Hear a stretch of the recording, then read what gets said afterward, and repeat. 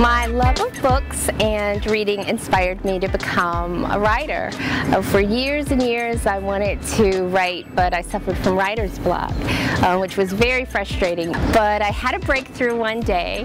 I sat in front of my computer and all of those years of ideas and characters and plots that had been living inside my head just amazingly came to life, and it was such a great feeling to be able to finally write.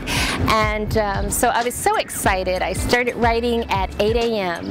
and I wrote all day and all night, and by the next morning I had written 30 pages, and the beginnings of my debut novel, Unexpected Interruptions, was born.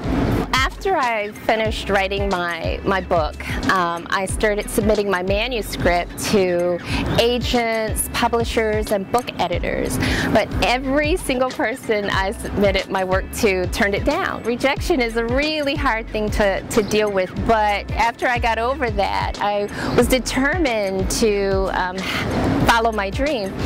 And after so much hard work, I wasn't going to turn back, so I started doing lots of research about the publishing industry. I went to literary conferences, I networked and tried to find out everything I could about how to publish a book. And finally, when I was ready, I formed my own publishing company and I published my book myself, and it's been an amazing journey. It's rewarding, but it's very challenging because you have to do everything yourself.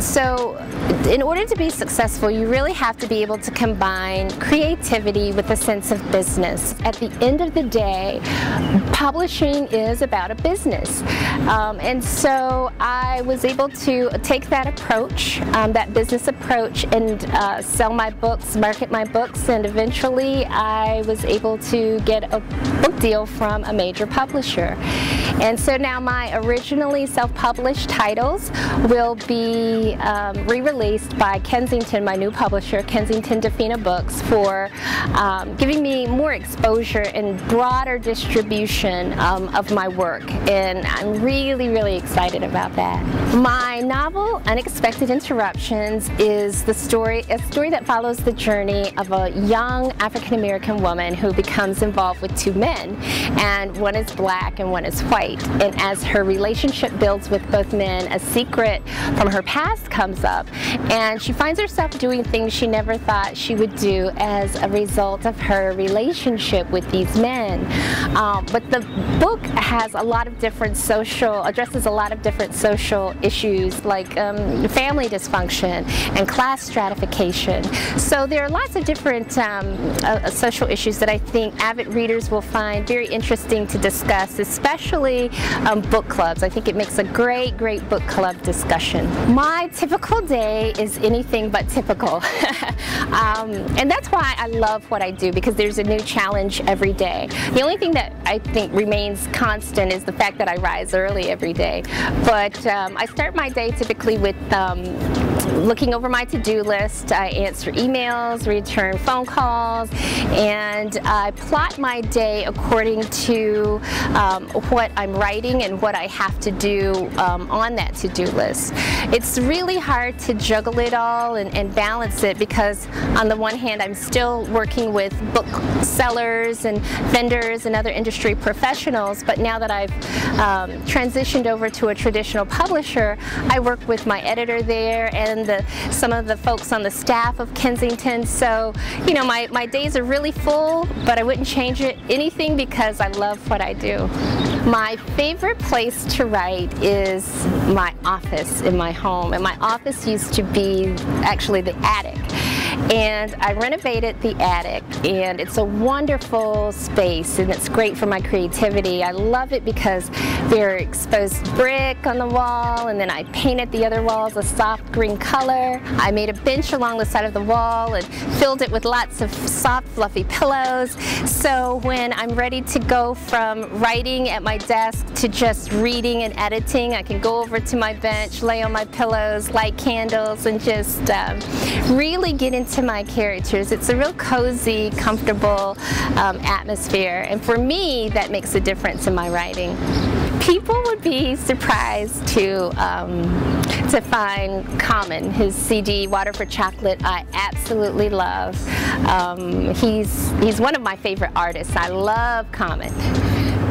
The profession that I would choose would be a professional lifestyle person like B. Smith or Martha Stewart. I love all things domestic. I love cooking, I love entertaining, and home design and interior.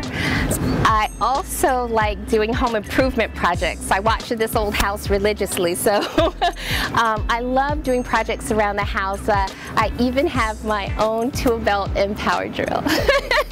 The biggest lesson that I've learned since becoming a published author is you really have to have lots of determination and a belief in yourself and your work. You can't give up.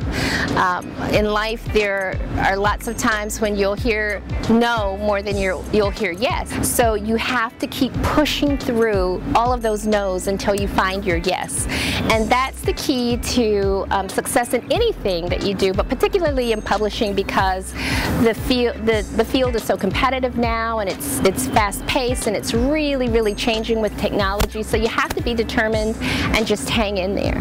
Number one, do your research. Find out everything you can about the publishing industry. It's a tough industry, and you have to have thick skin.